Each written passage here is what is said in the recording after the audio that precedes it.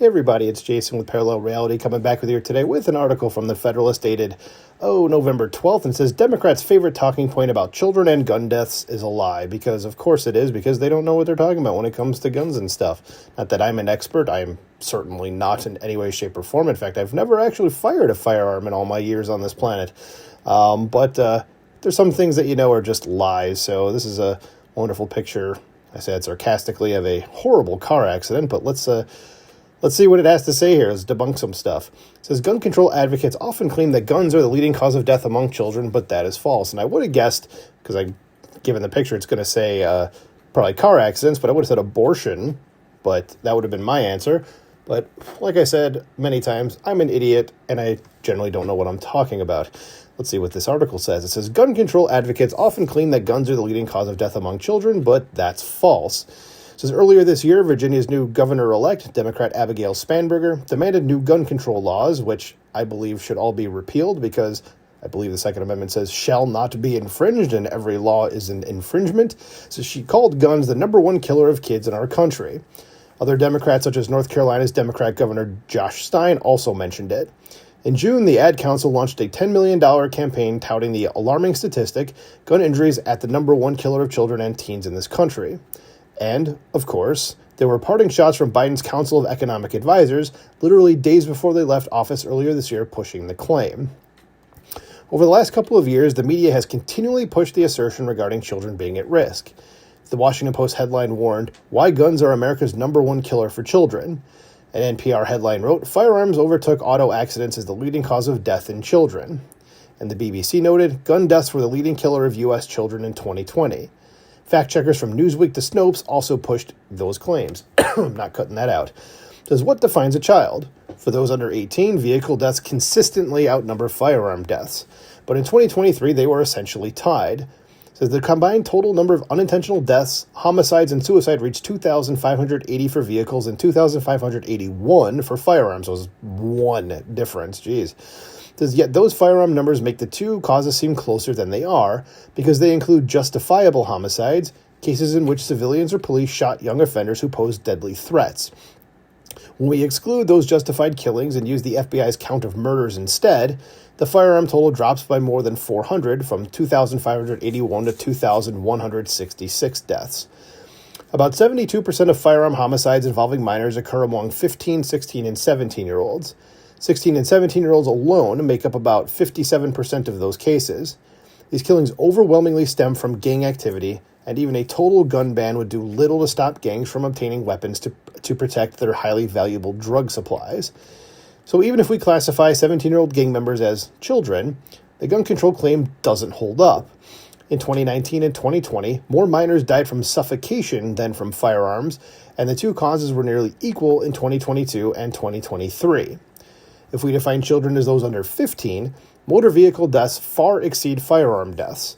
From 2019 through 2023, motor vehicle deaths were 64% to 153% higher than firearm deaths, excluding justified homicides, while suffocation deaths were more frequent in 2019 and 2020 and similar in later years. So the next section here says murder rates up even after gun bans. Says homicides and murders of those under 18 have risen across the country after 2020. Democrats blame this increase on guns while ignoring police budget cuts, refusal to prosecute violent criminals, bail reform, and mass release of many young, healthy inmates during the pandemic. Yeah, they'll always just look at like, hey, oh, look, more people were shot than there were motor vehicle deaths, so that must mean guns are bad. Instead of looking at like all the things that led to the actual like deaths themselves. It's just what they do to fudge the stats. Says the assumption behind these false claims about firearms is that if you could only ban guns, you could save all these lives. Yet, things don't work that way. Banning guns might reduce firearm suicides in cases of self-defense, but it won't reduce firearm murders. Indeed, a ban on guns, even a handgun ban like the ones we've seen in Washington and Chicago, inevitably makes things much worse. After every gun ban, murder rates have gone up. Yes, because what these people don't understand is that the bad people are still going to get guns and still use them, and they know that nothing's going to happen to them because the good people will not be able to protect themselves. So one would think that just once, out of simple randomness, murder rates would have gone down or remained the same after a ban. But whenever crime data are available from both before and after a ban, we can see that murder rates have gone up, often by huge amounts. Gun control advocates will tell you that Washington and Chicago weren't fair tests. Of course they're going to say that, because it makes them look bad. Says they will point out that criminals there could still get guns in Virginia or Maryland, or in Illinois or Indiana. While that might explain why murder rates didn't fall as promised, it doesn't explain why murder and violent crime rates went up. Says even island nations have fared no better. After the United Kingdom banned handguns in January 1997, its homicide rate rose by 50% over the following 8 years. The rate returned to earlier levels only after a 14% increase in the number of police. Even more dramatic post-ban surges occurred in Jamaica and Ireland, with 6- or 7-fold increases in homicide rates. It says it has no effect on suicides in this next section here. It says, nor does it make sense to blame suicides on guns. When gun bans are enacted, there are many other effective ways to commit suicide, such as hanging, walking in front of a train, jumping from a height, using explosives, or taking cyanide. Indeed, while gun bans are associated with drops in firearm suicides, there is no change in total suicides. So yeah, a gun ban will not stop that from happening then. Yeah, people are just going to find other ways to commit violence. I mean, it's like you ban guns, they're going to use knives. Like, see all of England, for example. It says, with the FBI data, firearm suicides make up about 35% of all firearm deaths.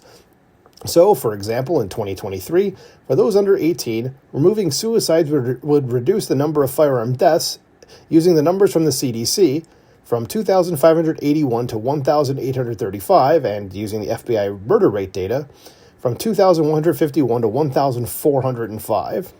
Says guns aren't the leading cause of death among children, even when adolescents are included. Eliminating guns won't save lives. Bans consistently drive murder rates higher and leave overall suicide numbers unchanged.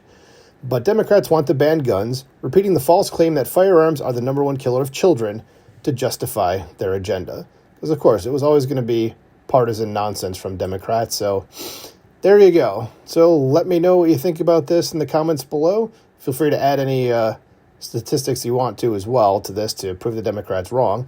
Please like, share, and subscribe, and I will talk to you soon. Bye.